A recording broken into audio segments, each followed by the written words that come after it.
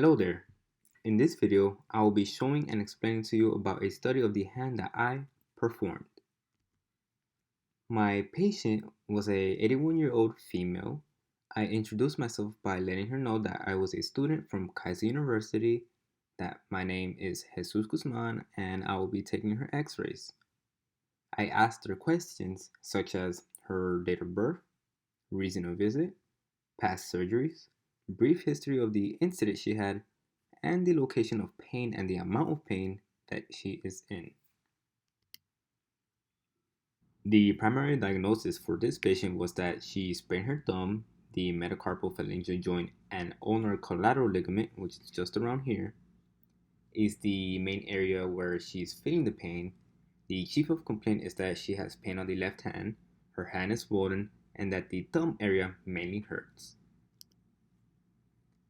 The history of this patient is that she fell down on a Saturday afternoon while walking her dog.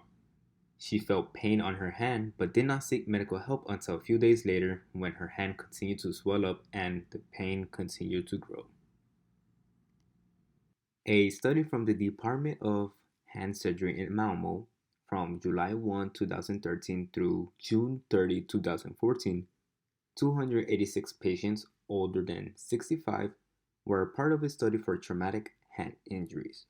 145 females were noted for fractures, and 141 males were noted for wounds.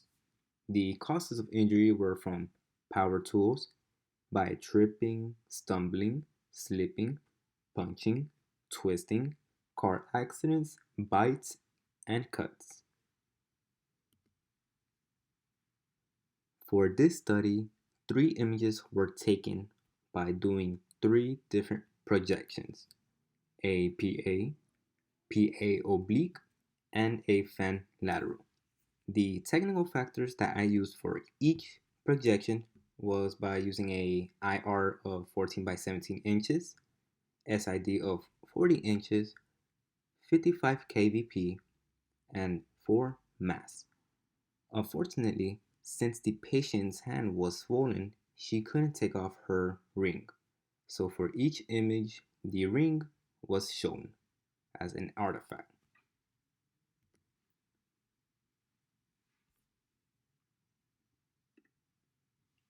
The positioning for the PA will be by placing the hand in prone position with the palm of the hand touching the IR and the fingers spread out.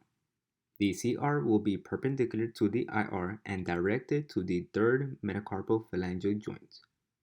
The anatomy demonstrated for this projection shows the entire hand, wrist, and 1 inch of the distal forearm.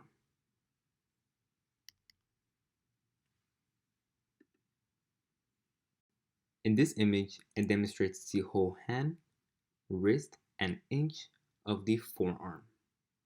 Here at the first digit, we have the interphalangeal joint, the metacarpal phalangeal joint, and the carpometacarpal joint. The phalanges are from here all the way down to here. The metacarpals are right here towards the middle, and the carpals are right here. Here we have the distal, middle, and proximal of the third digit.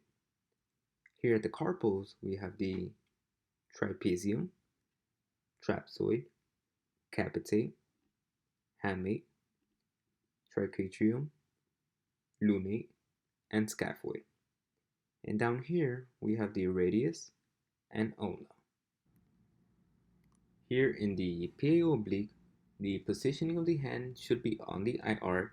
The hand is rotated 45 degrees laterally and all fingers separated. The CR is perpendicular to the IR and directed to the third metacarpal phalangeal joint.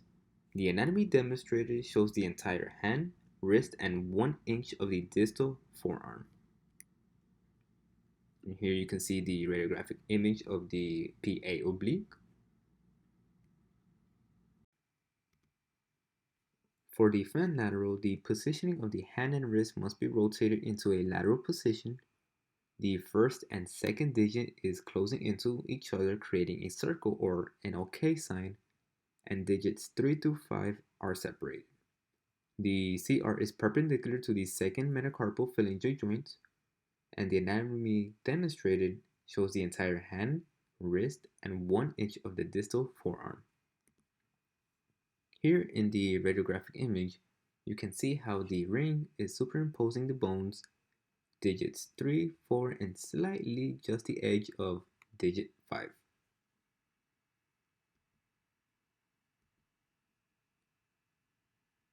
The results for the X-ray images showed that there was no evidence of acute fracture or a traumatic malalignment. However, the patient did have an appointment for an MRI a few days later because the doctor wanted to see if there was a problem with her muscles, tendons, ligaments, or even bone on her hand. The day of her appointment, the patient's hand was 3 times bigger than the day I seen her. Since her ring would interfere with the study, we had to take it off, but since it was impossible with her swollen fingers, we needed to use a ring cutter tool in order to take it off. And the results of the MRI showed that there was a non-displaced impacted fracture involving the proximal shaft of the fifth metacarpal, multifocal sites of bone contusion, diffuse soft tissue edema on the dorsum of the hand, degenerative changes of the base of the thumb, and scaphoid trapezium articulation. Here are just 2 references that I used for my project. In conclusion, the patient had an X-ray and MRI done because she fell down and injured her hand. Since the study with X-ray did not show any fractures, MRI allowed the radiologist to see the fracture in the proximal shaft of the fifth metacarpal. With these results, the patient's doctor may now find a solution to help her. Thank you for watching.